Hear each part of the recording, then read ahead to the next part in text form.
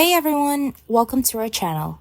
In today's video, I'm going to be guiding you how to see when an Instagram account was created. We'll start by opening our Instagram app and make sure that you are signed in.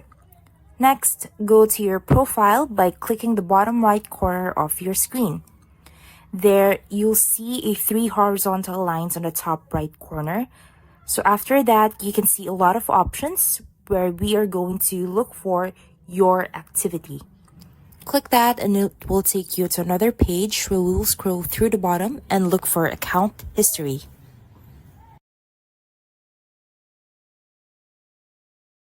Once you click that, it will show all your account history information, and at the last entry, it will display the date your account was created. So that's it. That's how you can see when an Instagram account was created. So if you find this helpful, make sure to hit like, subscribe, and we'll see you on our next video.